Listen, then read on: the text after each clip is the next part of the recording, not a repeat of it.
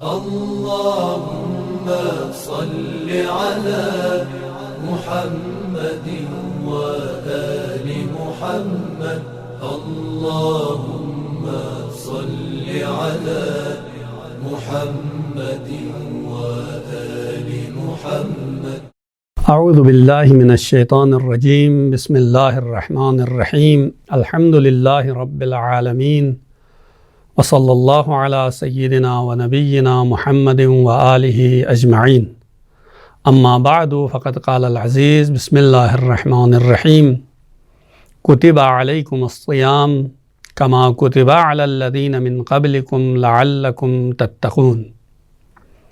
ناظرین محترم، رمضان کا مہینہ عظمتوں کا مہینہ، برکتوں کا مہینہ، رحمتوں کا مہینہ ہے۔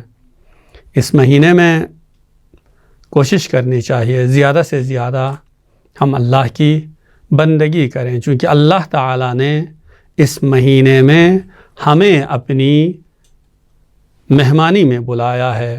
اسی لیے اس مہینے کو ختمی مرتبت نے فرمایا کہ یہ مہینہ میری امت کا مہینہ ہے۔ میں اور آپ کا مہینہ ہونے کی وجہ سے اللہ تعالیٰ نے میں اور آپ کو اپنی دعوت کے لیے بلایا ہے، اپنی ضیافت پہ بلایا ہے۔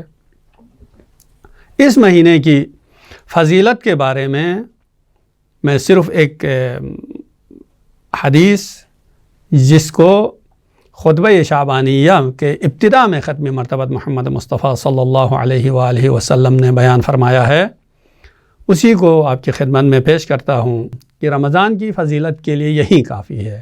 اس خطبے کی ابتداء میں ہی یہی فرماتے ہیں، ایھا الناس انہ قد اقبل الیکم شہر اللہ بالبرکۃ والرحمۃ والمغفرہ۔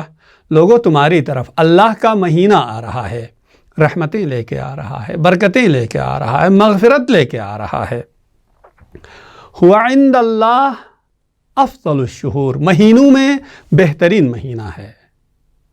وَأَيَّامُهُ أَفْضَلُ الْأَيَّامِ، اس کے دن دوسرے دنوں سے بہترین ہیں۔ وَلَيَالِهِ أَفْضَلُ اللَّيَالِي، اس کی راتیں باقی راتوں سے بہتر ہیں۔ وَسَاعَاتُهُ أَفْضَلُ السَّاعَات، اس کے لمحات باقی لمحات سے بہتر ہے۔ بس اس کے دن سب سے زیادہ بہترین دن، اس کی راتیں بہترین رات، اس کے لمحات بہترین لمحات ہیں۔ هو شہر دعیتم الی ضیافت اللہ، یہ وہ مہینہ ہے جس میں اللہ تعالیٰ نے آپ کو اپنی مہمانی پہ بلایا ہے۔ وجعلتم فیہ من اہل کرامت اللہ، اور اللہ کے ہاں اہل کرامت میں سے آپ کو قرار دیا ہے۔ یہ رمضان کے مہینے کی فضیلت